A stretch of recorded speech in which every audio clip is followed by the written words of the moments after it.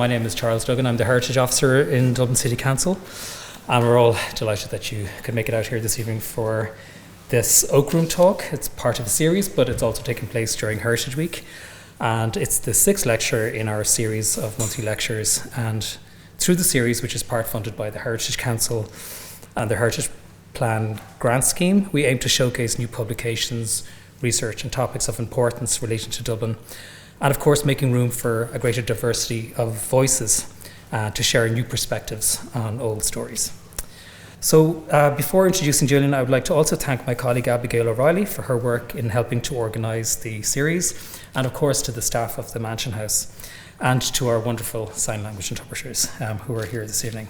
So Julien is a sport historian in the history department of UCD. His research focuses on 19th-century Dubliners' leisure habits and how they intersected with rapid urbanisation and a new sense of morality and higher levels of gender and social differentiation. His first book, Sport in Victorian Dublin, will be published next year by Peter Long. And in his talk, The Sporting Revolution of Victorian Dublin, Julien will look at the leisure habits of Dubliners after 1850, and in particular, the emergence of organised sport. These changes that had taken place in the decades after 1850 fundamentally affected the way people played or watched games and what it meant to them. This is nothing short of a sporting revolution, and how it unfolded in Dublin is the topic of Julien's lecture this evening. So could you please put your hands together and welcome Julien to the stage.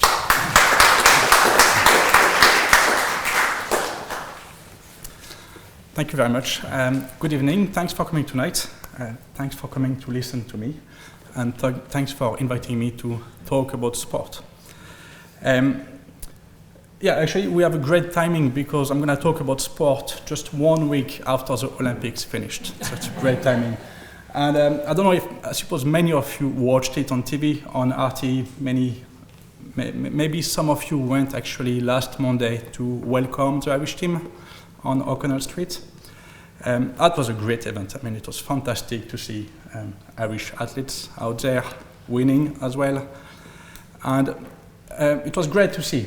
But as a historian, something tickled me, right? 2 things, actually. The first one was when I heard that Daniel Wiffen was the first male athlete to win 2 medals in the same Olympic for Ireland. And the second thing was I heard as well on RT that this was the best result ever for an Irish team at the Olympics. It is true in a way, but I always feel pity because this ignores the fact that before the independence, many Irish athletes went to the Olympics and won at the Olympics.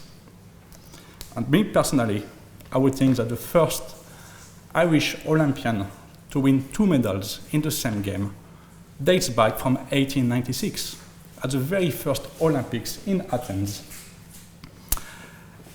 A person named James Bolland, born in Keppel Street, who then became a nationalist MP for County Kerry for 18 years, won the gold in the tennis single championship and the tennis double championship. Now, surely that guy was Irish. He did compete under the Union Jack, but he was Irish nonetheless. If we go forward to 1908, to the London Olympics, right? Irish men and women won 11 medals, 3 gold, 4 silvers, if I remember well, and another 6 won medals as part of a British and Irish team. So this is, from my own perspective, the most successful ever Olympics for Ireland. Now, I do know these were different times and you cannot compare them. But my point really today will be to show you that what was happening in the world of sport 120 years ago, 150 years ago even, was not fundamentally different than what was happening today. If you were born in Dublin in 1870 and you would grow up in the 1880s, you would not be fundamentally surprised to see the way we play sport, we watch sport, and we enjoy sport. By 1880 in Dublin, there were sport clubs, there were sport organizations, there were annual competition. There were a whole commercial structure which backed up the world of sport. There were retailers, journalists, entrepreneurs who cashed in people coming to play and watch sport. And some of the current issues we have nowadays in sports, some very salient, right, can already be seen in 1880s, 1890s in Dublin. One of the issues I think of is the question of money in sport. Often we like to complain of how much football players are getting paid. And we think it's indecent. We think it's actually indecent that someone is paid to play. It's actually almost a contradiction to be paid to play. The whole debate on this comes to the 1870s, 1880s, and the debate on amateurism, very much in the class structure of society at that time. The middle class thought it was an opposition in itself to play and getting paid. But for the working class, they thought it was just an honest way of making a living. The question of gender as well. If you think about the world of sport as it is today, well, it was built by men for men. That's true. And women were initially excluded from sport. When they became tolerated in a few sports like tennis, hockey, golf, in the 1880s, 1890s, they had to behave according to the stereotype of their gender, which meant that a lady tennis player could not be too aggressive, could not hit the ball too hard. She had to look like a lady. She had to have a proper dress to play. And so on in golf, in hockey as well. Now compare this with the outcry a few weeks ago when a female boxer from Algeria did not conform the physical appearance of traditional womanhood. There's very little difference. So to my mind, the world of sport that we experience today, that we live in today, was not fundamentally different than 150 years ago. By 1880, I believe, and I will try to show you that today, the foundation of modern sport were firmly laid in Dublin. Now, if you go back only a generation earlier, in 1850, then it was a different story altogether. In 1850, in Dublin, there were only a few sport clubs. There were only a couple of organizations, sport organizations. Most importantly, the rules of sport games were not written. People played sport with rules, but they were not written down. They were locally played. Sports were locally played. And the reason for this is that there was no need for sport clubs. There was no need for national organization. There was no need for rules in the first part of the 19th century, because life in the first part of the 19th century in Ireland, in Dublin, was highly localized. To give you an idea, right, in 1820, to travel from Dublin to Belfast, it took 14 hours. To travel from Dublin to Limerick, it was 20 hours. So not only people did not travel much, they didn't travel beyond their parish or their county at most, but news were also slow to travel. Newspapers were still expensive, and not so many people could read.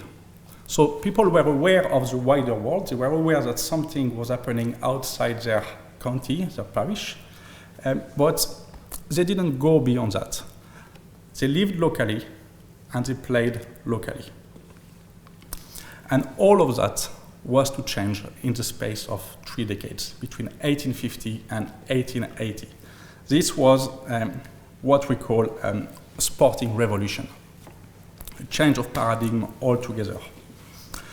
And today I will explain what were the 3 forces that sustained this revolution. I will show you that between 1850 and 1880 in Dublin, sports witnessed a phenomenon of bureaucratization, of commercialization, and internationalization. So first, bureaucratization. So what I mean with bureaucratization, basically, it's the idea that clubs were being created, that national organizations were being created, that the rules of sport and games were being written down, and that internet competition were established on an annual basis. And the first important thing, so where it stemmed from, was the spread of associational culture from elite circle to middle class in Dublin. So the idea of associational culture is the idea that people outside of work, outside of home, began to formally gather together for whatever purpose they wanted. So you had the creation of societies, scientific societies, political societies, recreational societies. This started in the 18th century. But in the 18th century, the people who could afford to meet outside of home or outside of work because they had enough time and money to do so were mainly the elite. And we see in Dublin the creation of the Royal Dublin Society from 1731, Gentlemen's Club, the Kildare Street Club, just down the road from here, I think from 1782, the Turf Club in horse racing, 1755, and so on. This remained mainly elitist. In the 19th century, it changed, because in the 19th century, there was an economic development in Dublin. I know that there is that idea that Dublin in the 19th century was a city in distress, a city with high levels of poverty. That was true. But at the same time, there was a development of a middle class, and especially from the 1850s onwards.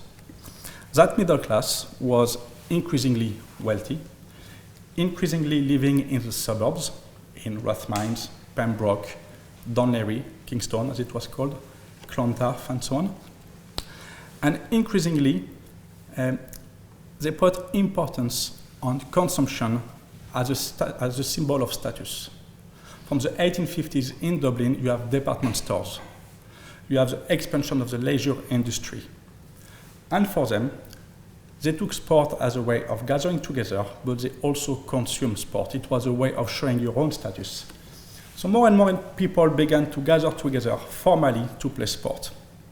Not only from the elite, but then the upper middle class from the 1830s. The Phoenix Cricket Club was established in the 1830s. And then from the 1850s. And the first sport in Dublin that became highly popular with a consequent number of clubs was cricket. Right? From, I think in 1850, you only had 3 clubs in Dublin. By 1860, it was over 50. It was a massive takeoff in the second part of the 1850s. And the momentum went on in the next decades, right? If you see data for football and hurling and hockey, across the second part of the century, we see in the 1870s a takeoff in the number of football clubs in Dublin from about 4 or 5 to over 50. In the 1880s, further economic development, but this time among the lower middle class and the skilled working class, gave more football clubs in the GA. And in the 1890s, again, economic development among the working class. The working class in the 1890s in Dublin began to have more money to spend, but also began to have their Saturday afternoon off. People began to play football, association football, and they loved it, and they decided to gather together in clubs. So in the 1890s, it's a great decade of expansion of soccer in Dublin. So by 1900, there were over 200 clubs in football and hurling, hockey in Dublin. Now, this did not mean that people stopped playing in the street or between friends or in park, but what it meant is that more and more people decide to spend their time off to play their game within a formal organization, a club. And this was crucial because from that, we have the codification of sport. It's a bit the natural evolution because once you have a club and you decide to play against another club, if you don't have any written rules, what do? You have to set up some compromise rules. But if you have to do that again and again and again, it becomes time-consuming and exhausting. So this is what happened. People basically created rules to play games. Now, this did not happen in isolation from the rest of society, right? In the 1850s, it became easier to travel. In 1855, from Dublin, you could take the train and be in Belfast in 5 hours. You could be in Limerick in 5 hours. It was also cheaper to print newspaper in the 1850s. And from 1831, there was national education in Ireland. In 1850, about 50% of the male population in the country could read. And by 1911, in Dublin, over 95% of the population could read. So not only people could travel, but the news could also travel from Dublin to Belfast at a quicker pace. People became aware of the wider world. People became aware that there were also football clubs outside their parish, and they could actually play against them. And this is where we have the codification of sport. So it started in England, really, right? The Football Association was created in 1863, and so on. It also happened in Ireland, in Dublin. And here the role of Trinity College was central. It was central because in Trinity College you had established sport club, cricket, rowing, athletics, football, with some form of social prestige. And there were also, in Trinity College you had many students who had been educated in English public schools. And what they did after their education in England, they came back to Trinity College to study at third level degree.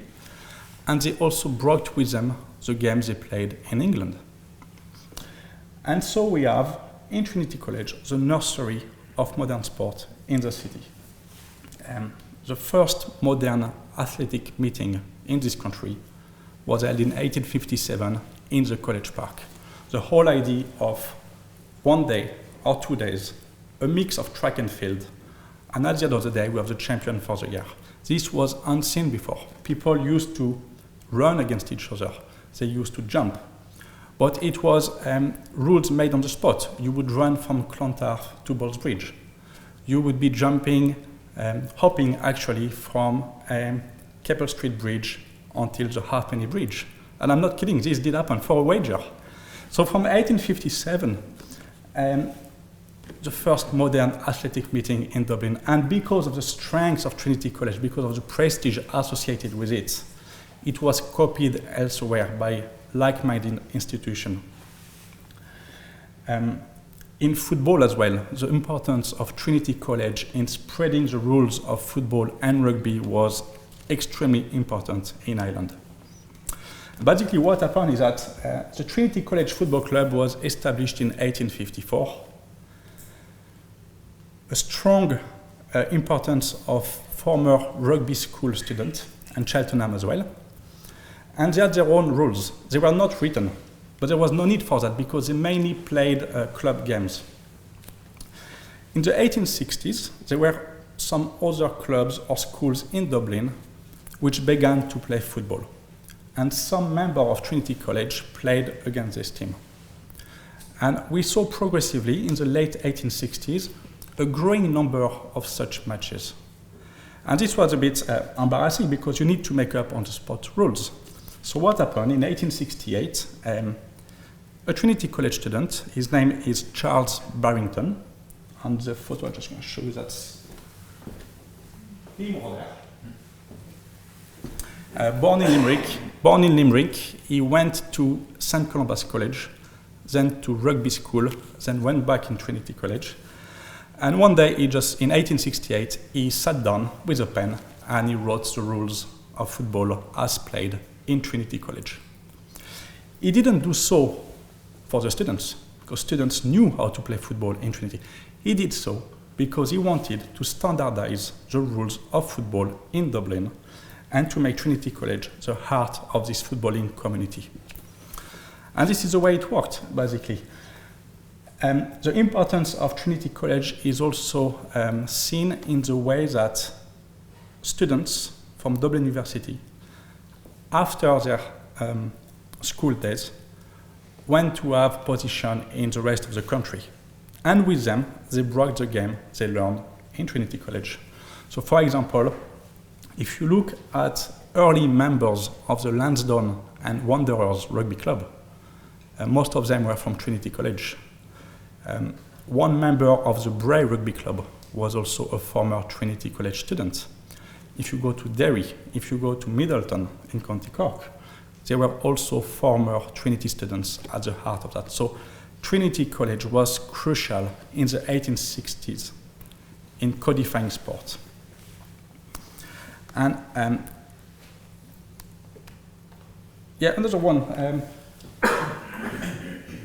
Casement is not on the photograph in here, but he also played he played for Monkstown, he played for Bray after his Trinity days. So there was really, the diaspora from Trinity students spread the gospel of rugby in the country. And the natural consequence, if you want, of the creation of clubs and codification of sport was the creation of national organization. Because from the moment you have matches between two different clubs, you need a higher power. You need a higher power to legislate, which means to write new rules, amend new rules. You need a higher power with a judiciary power, because what happens in case that the two teams disagree on the score? And believe me, it happens very often. A lot of bad faith involved. Well, then if you have a higher power, a national organization, then you would refer to that organization and the matter would be settled. You need a higher power with executive power, that ability to exclude athletes or clubs who do not follow the rule of the association. You need a higher power with a selective power, that idea that in case we need to select a representative team, who has the legitimacy to select an Irish 15 in rugby, to select an Irish 11 in soccer? The national organization does so. And all of that came together in the 1870s. Before 1870, in Ireland, only a few sports had a form of organization. Horse racing for a very long time, cricket somehow with the informal ruling of the MCC in London, fox hunting, archery, and coursing. These were mainly elitist pastime, elitist sport. From the 1870s, if you look at the number of associations that were created in the 70s, 80s, 90s, most of the associations that we have in this country nowadays date back from that time. Most of the competitions we have in this country also date back from the 70s, 80s, 90s. The Irish Grand National in horse racing, 1871. The first international between Ireland and England in rugby, 1875. The Irish Football Cup, 1880, now in Belfast. The All-Ireland Championship in hurling and football, 1885. The Leinster Schools Cup, 1887, and so on and so on. The GA, obviously, 1844, but then even before you had the Rugby Union from 1875, Football Association, 1880, hockey from 1893, and so on.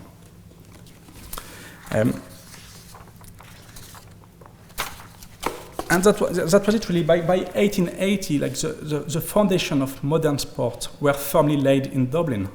All of that pattern of clubs, we go to train during the week, on the weekend there is a match, all of that existed in 1880. You have annual competition, you have a national champion, and so on. What is interesting also, and the second important element in the emergence of a modern sporting system in Ireland, was its commercialization. And it went hand in hand with bureaucratization. What I mean here is that if you have a clearly established sporting scene, it becomes easier to profit financially from it. Three elements were crucial: retailers, sport promoters, stadium owners, and newspapers. And I'll start with retailers, right? And look, it's very easy to understand, right? From the 1850s, 1860s, more and more people, men especially, began to play sport. So they need football boots, they need balls, they need shin pads, they need cricket bats, and so on, tennis rackets, and so on, and so on. There is a need for that, there is a market for that. Some retailers decided we're going to make our business to provide them what they want. I'm sure most of you must know Elvery Sport. I think they were established in 1845, 1850, something like that. But the most iconic of these retailers, he wasn't the only one, but he was the most iconic, was John Lawrence. John Lawrence was fascinating, right? In 1855, he took over the family business. It was a toy shop on Grafton Street. And he began to sell cricket equipment. So shin pads, flannels, bats, balls, and so on. But he diversified his offer. He was also a photographer. He was a fireworks operator. He was a publisher. From 1865, he published the Handbook of Cricket in Ireland. I think it ran for 17 editions. He would also rent rooms for clubs to meet. Basically, in the 1870s, if you needed anything related to sport, you would go to him and he would sell it to you.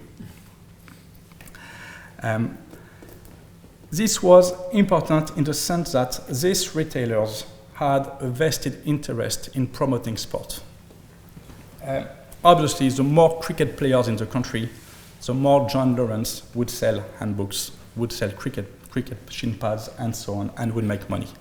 The same with Elvery's. Elvery's in the 1890s had an interest in women playing golf because they would sell clothing.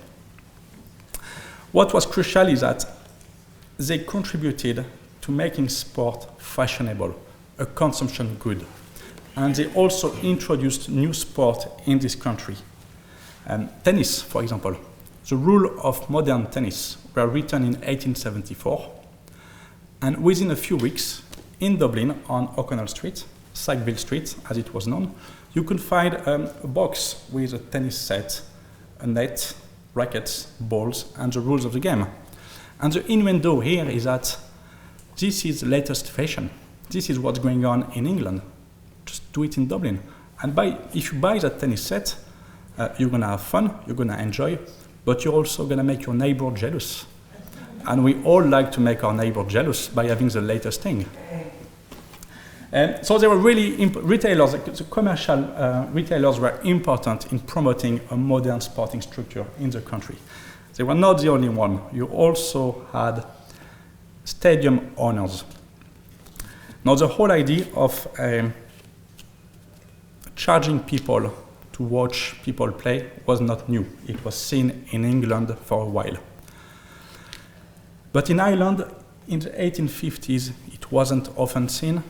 In the 1860s, it was not sustainable. It was not sustainable because the pool of potential customers was not big enough. In the 1860s, only a few people in Dublin had the time and the means to afford a few pennies or shillings to go to watch sport on a weekday afternoon.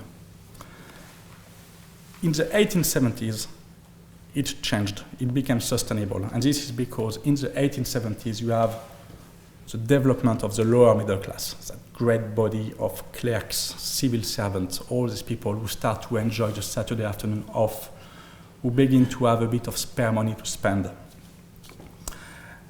And we see some entrepreneurs beginning to cash on sport. And the first one I can think of is John Arnott from Arnott's stores, right?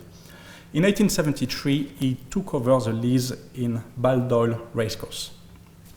And within a year, you had a whole facelift to the venue. You had new stands, higher stakes, high media coverage. But for the first time in Ireland, the venue was totally enclosed. That means that anybody who went to Baldoyle to watch horse racing had to pay to get in. And at the same time, in Ballsbridge, we had a similar development in Lansdowne Road. There was a club, the Irish Champion Athletic Club, created by a former Trinity College student, William Dunlop. The club leased ground in Ballsbridge in Lansdowne Road, and they built a stadium. And the stadium over the next 8-10 years was managed on commercial lines. They were renting the ground to sport clubs.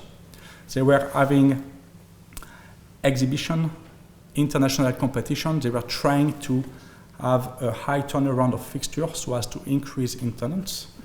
The localization of Lansdowne Road as well, right at the heart of the middle-class suburbs, was crucial. This was football country, cricket country, tennis country. So people would naturally go and watch football there. It was easily accessible from the city center, from Dunleary. And crucially, in the 1870s, if you wanted to have your own stadium, you could have a year-long schedule of fixture. In the 1860s, it was pretty much only cricket and athletics. You could only play that in the summer. In the 1870s, in the winter, you had rugby, you had cross-country running, and so on. So you could have a year-long return on your investment. In the 1870s, it was sustainable to run a commercial stadium, but from the 1880s, it became profitable. This is when the big money became made. In 1888, Leopardstown Racecourse was opened. In 1902, the Phoenix Park Racecourse, and these were business made to make money. They were investors, it was a limited liability company, and dividend, about 10%, were given each year to shareholders. And in 1893, in Drumcondra, a very similar experience, a local JP and land developer called Maurice Botterley bought a piece of ground and built another stadium, the City and Suburban Grounds. Now it's Croke Park nowadays. It started in 1893, a multi-purpose stadium. And what he did, basically, he gave people entertainment. This was part of the broad expansion of leisure in the Western world at that time, and he cashed on the willingness of people to pay to be entertained. And he gave them anything they wanted, so you had horse racing, you had cricket, obviously, football. But if you look in 1895, on Paddy's Day, there was what he called the Titan Game, that great Irish musical festival. It was only jig dancing and tug of war, but it didn't matter. People went, people had fun, they had a great day out, and everyone was happy. What's interesting is that this was part of the broader cultural revival. In the 1880s, 1890s, you had the growth of nationalism as a political force. You had a cultural revival in all things Irish. An entrepreneur cashed on it. They say, great, this is fashionable right now. Let's have an Irish festival. Let's make some money out of it. So stadium owners were important in the sense that they were also importing new sport in the country. In 1874, there was baseball in Lansdowne Road. In 1876, you had lacrosse from Canada in Lansdowne Road. Basically, what happened is that these were teams from North America going to England to play exhibition game. And on their way back, before to take the boat in Queenstown Cove, they would stop in Dublin, and John Lawrence himself would invite them in Lansdowne Road for an exhibition, full house on both occasions. In 1875, in London, you had a craze for skating rinks. In 1876, in Dublin, 1 year after, you had 7 skating rinks. That was a craze. So all of these entrepreneurs were keen to bring new fashions, novelties, in order to attract people and make a business out of it. And the third element in the commercialization of sport were journalists, right? The first dedicated sporting newspaper in Ireland was established in 1870. It was called the Irish Sportsman. And it was owned by William Dunbar and his 5 sons. And basically, their business was to sell copies. This is how they made their money. And to sell more copies, they had 2 distinct ways to attract customers. The first one was very classic. You build up momentum. You create excitement. You oversell a sport competition. Nothing new in that. If you watch RT or Sky Sport, you have this every weekend, right? So not only they would build up the momentum, build up excitement, create interest in an event, they would have the debrief afterwards. That was the first thing. But they would also organize sporting events themselves. I mean, the family was at the heart of the cross-country scene in the country, cross-country running. They were involved in horse racing. They were involved in the organization of athletics. So they were organizing sporting events, and they were also reporting it. So they could sell copies. They were creating a demand for sport. But the lasting influence of newspaper in sport at that time was their contribution to the creation of a national sporting culture. And they did so because that newspaper was available in Dublin, Cork, Limerick every Saturday morning. And in the pages of this newspaper, you would have the rules of games. On the right side, I don't think you can read, but that's the rules of the Dublin Hurling Club. So before the creation of the GA. So before you're in Limerick and you play hurling, and you say, oh, there is a club in Dublin playing hurling. I mean, how do they play hurling? So this is how people become aware of what's going on across the country. They would also give tips on training. They would explain games. So on the left side here, it's a small article, how to train for bicycle racing. So people would read that, follow or not what was said. They sold all over the country, so they were propagating the same news all over the country. They were also creating national heroes. If you had a racehorse winning the Grand National at Aintree, you would have a full page on that racehorse, telling how Irish he was, telling how that horse was a wonder, and so on. So this was a contribution of newspaper to the development of modern sport. They did so because they wanted to increase the sale of their copies, but by doing so, they created a national sporting culture. And this leads me to my third point, internationalization in the 1870s as well. In a way, it's the logical consequence of the organization and commercialization of sport. And what I mean by that is that from the 1870s, you had a transport revolution. It became easier to travel across the world. Still expensive and time-consuming, but news could travel from Europe to North America in a few minutes after the telegraph was laid down in 1867. If you wanted to travel to India or Australia, after 1869, you could go through Egypt, and it would take you 50% of the time it used to. News could travel faster across the world, but people also. There was a great expansion of the British Empire. What it meant was that people from Britain, Ireland, moved to Africa, India, Australia, New Zealand, Canada, and they brought also their games with them. So you had communities of cricket players, football players in Australia, Canada, South Africa. You had Gaelic players in the United States with Irish migration to the United States. And once it became easier to meet with people from different countries, well, naturally, you would like to play against them. So you have an increase in international travel and therefore in international sport. British cricket team came in Dublin often in the 1860s. But in the 1870s, you had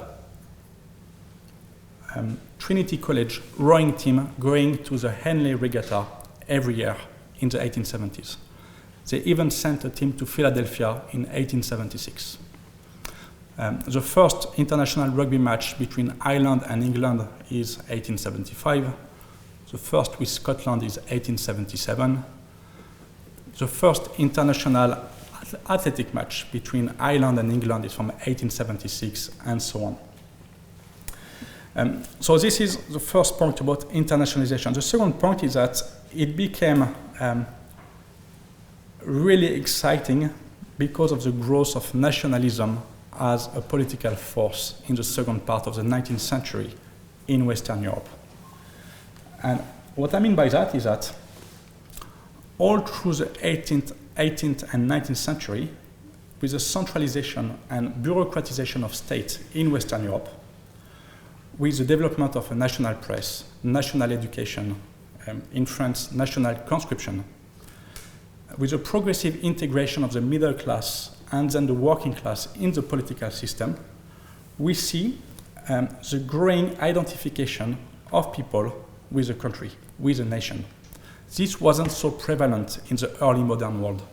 From the 18th and 19th century, people were very much aware that they were French, English, Irish, and so on. And very quickly, it became obvious that the emotional power of playing for your country was much higher than to play at local level. So people were naturally looking forward international contests. It was also much more profitable. You would have higher crowds. Sport entrepreneur would have increased prices.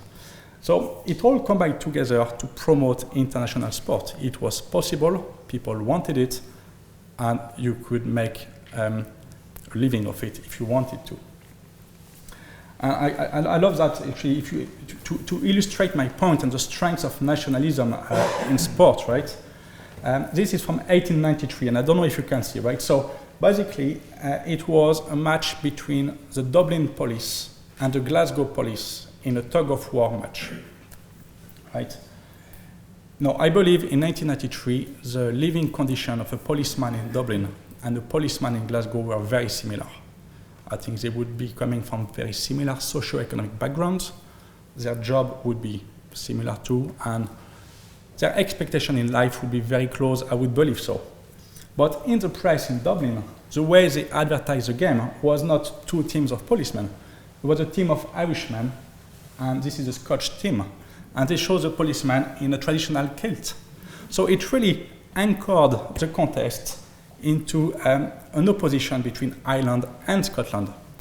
And it's emotionally very powerful. You know, you want to buy into that. It's a victory for your country, not only for the Dublin police. But the best example of the internationalization of sport I came across so far dates from 1875, and I will finish with that. This really shows how the organization of sport, its bureaucratization, commercialization, and internationalization were all mixed together. And I like that as well because very few people are aware of it. So a bit of background, right? In the 1860s, in Ireland, especially Dublin and Ulster, a few rifle shooting clubs were established. In 1867, these clubs came together and created the Irish Rifle Association. And the Irish Rifle Association, every year in June, they had their annual championship meeting. And one of their competitions was only open to Irish men. The 8 best rifle shots on the day, on that competition, would qualify as part of the Irish team for the Wimbledon meeting held every July in London. So in England, you had the National Rifle Association of England. Every July in Wimbledon, London, they would have their own annual championship meeting. And there was a competition, the Elco Shield, I think it still exists. And it was a contest between Scotland, England, and Ireland. So the Irishmen were selected locally, then they went to London, and in 1873, after 7 or 8 years of training, they finally won that competition. Fantastic, great, but it wasn't enough for them. So they see, look, we are sort of the champion of Europe right now. We beat, in a fair contest, the best of the English, the best of the Scotch. We are champion of Europe. No, let's go, what's next? Let's be champion of the world. let's challenge the United States, the other power in rifle shooting. So they sent a challenge to the National Rifle Association of the USA. The way they did so, actually, they put a message in the New York Herald. So it was via the press, via newspapers, that they challenged the United States. The NRA in the United States was very happy to oblige. Let's make a match. And in October 1874, everyone met in New York, and the Americans won that day. A return match was planned for Dublin in 1875, and it took place on the 29th of June 75 in Bull Island in Clontarf of Dolimont. And I'll tell you what happened that day, right? It was just truly fantastic. About 20,000 people, some estimation up to 50,000, well, that might be high, but between 20 and 50,000 people paid admission to watch a long-distance rifle shooting match between an Irish team and an American team. So they crossed the wooden bridge. The crowd was exuberant, dense. Eventually, the barriers between the two stands, between the first-class stand and the second-class stand, just broke down because there was so much pressure. And the American team won again. What was fantastic is that half an hour after the last shot, the Freeman Journal had an edition in the streets with the result of the match. So what they did is that they put employees in all along Clontarf Road, Fairview, Amiens Street, down to Abbey Street with flags. And the color of the flag would indicate which team had won. So within 10 minutes, they knew the result, and they had an edition out within half an hour. What's also interesting is that the day after, the Irish Times, the main concurrent to the Freeman Journal, they had pictures of the men involved. I mean, this was not seen in the 1870s. That was unprecedented. You would even see the targets of the men. Where did they actually hit the target? That was fantastic, right? So my point is that how do you explain what happened on that day, right? Because I never came across in my research such a level of anticipation before. Maybe a couple of times in boxing and in horse racing. But boxing and horse racing have a long tradition in Ireland. Plus, they were free as well. People could get in for free at that time. So how do you explain 20,000 people to pay to see people shooting at a target? Well, this is what I believe happened, right? People went there because they knew it was an international competition between two teams that could be rationally seen as the best in their sport. The Irish team went through a selection process in Ireland, in Europe, and so did the USA. So they were witnessing the top of the sport. It was an international contest, and it was heavily advertised by the press weeks beforehand. Weeks beforehand, every single newspaper in Dublin would cover the arrival of the American team, would cover the social agenda of the American team, and so on. And if you look who got what out of it, right? So the Irish Rifle Association got, first of all, a nice income out of the day. They were able to raise the profile of the game, of the sport in the country. Newspapers were able to sell thousands of copies extra during the month of June, so they made an extra income. And the people who went there, the 20,000 of people, well, they had great fun. It was a nice day in June on the beach. They had a nice, great day out. They could express their pride to be Irish, and they could cheer on the team that was representing their country. This was in 1875, 150 years ago. And I believe that since then, not much has changed. A question of scale, certainly. But fundamentally, the world of sport in 1875, on that day in Dublin, is very similar to the one we enjoy today. Thank you very much.